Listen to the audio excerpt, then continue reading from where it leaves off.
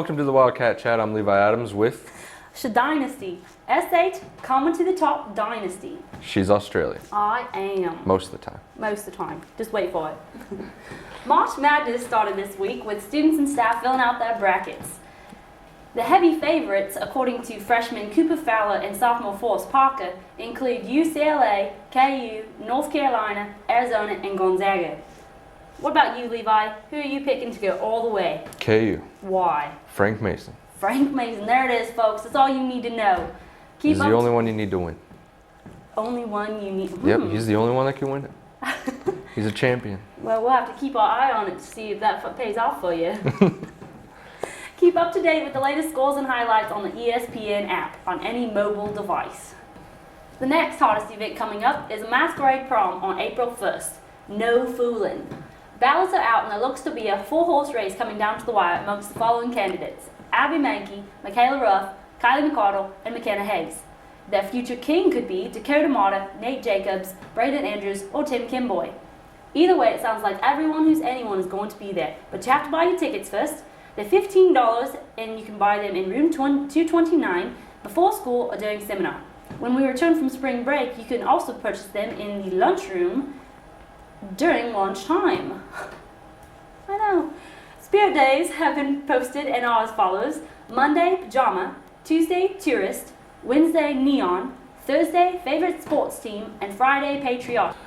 Make sure you wear your Patriots jersey both of those days. Sounds like a brilliant idea. 2 birds with 1 stone. This is the week we come back from spring break, so make sure you're participating. El Dorado's Got Talent returns to the EHS Auditorium on May 11th at 7 p.m., hosted by your student council. Auditions will be held on April 12th and 13th. You must sign up outside of Mr. Miller's room, where you'll also receive more information. Prior to the show and during intermission, the public will be invited to view the projects that big high school artists have prepared.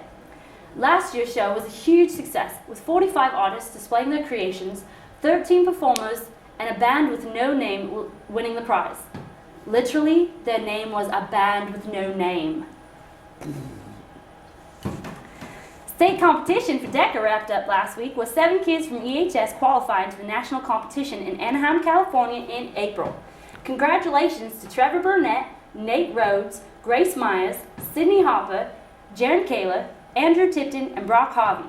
To think, they prepared for their own competition while arranging the Senior versus Staff Showdown and the 3rd annual Father-Daughter Dance, all happening within a week and a half of each other. Busy bees. During the Senior versus Staff Showdown, the elders showed those youngins a thing or two. In their 54-47 win, remaining undefeated. Woo! Highlights include Mr. Rain face sliding across the floor, Mr. Heim dominating the glass, and seniors hitting from all around the 3-point line. DECA would like to thank Officer Spivey and Cameron Clausing for refereeing the game. Cheer and dance tryouts will be held in the gym after school. Senior pictures are due to Miss Jones by April 3rd. The spring play Game of Tiaras opens Friday and Saturday night at 7 p.m. and Sunday afternoon at 2 p.m. Now to Colby Phillips, who is signing with Southwestern College to play volleyball.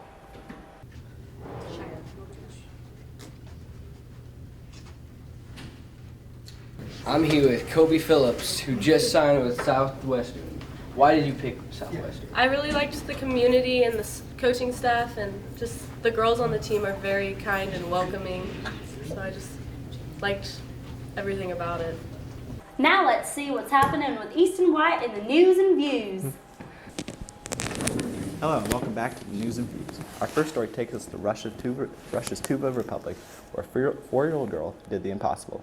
Shaglania Shelak has been living with her grandparents at the remote farm deep in the taiga forest, more than 12 miles from the nearest village and 5 from her nearest neighbor. Last month, Shelagna woke up to find her grandmother was not moving. Talking to her blind grandfather, she decided to walk to the nearest neighbor through sub-zero temperatures. She only took a box of matches, and the 4-year-old set out into the darkness of the early morning, where temperatures hit a negative 29 degree Fahrenheit low. But that was only the beginning of the danger. Tuva has simply filled up with wolves. They eat the livestock. The herders moan about them. She could have easily stumbled on a pack in the darkness, said Simon Rubitov, leader of the local search and rescue team. Svetlana made it to her neighbors after several hours. They called in medical personnel and headed back to her grandparents, where they found her grandmother had died of a heart attack. Svetlana only suffered from a cold, and she said she really wanted to eat. She is regarded as a local hero for the trek she made in the village where she now lives with her mother and stepfather. Boating McBoatface, a name given to a small yellow submarine after a competition to name it, is to go on its first Antarctic mission. Its mission is to investigate water flow and turbulence in the depths of the Orkney Passage. The lead scientist behind the expedition, Professor Alberto Navarro Gabeto, said our goal is to learn enough about these convoluted processes to represent them in the models that scientists use to predict how our climate will evolve in the 21st century and beyond.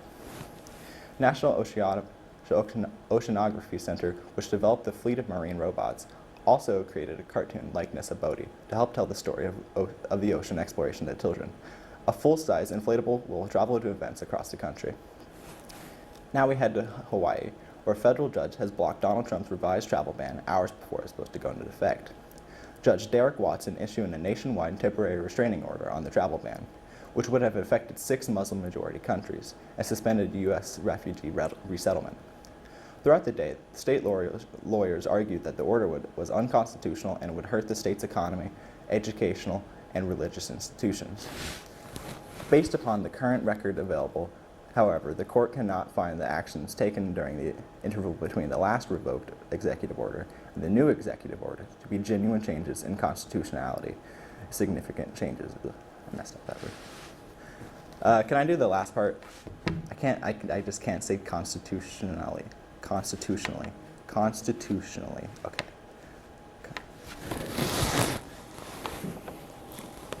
Now we head to Hawaii, where a federal judge has blocked Donald Trump's revised travel ban hours before it is to go into effect. Judge Derek Watson issued a nationwide temporary restraining order on the travel ban, which would have affected 6 Muslim-majority countries and suspended the U.S. refugee resettlement. Throughout the day, state lawyers argued that the order was unconstitutional and would hurt the state's economy and educational and religious institutions. Based upon the current record available, however, the court cannot find the actions taken between the interval between the last revoked executive order and the new executive order to be genuine changes in constitutionally, which is significant changes. Now back to the Wildcat Chat. Enjoy your day. Spring break is about 30 minutes away, so have fun. Yes. Wear green tomorrow for St. Patty's Day, or else you might get pinched. Make good choices. Make bad choices.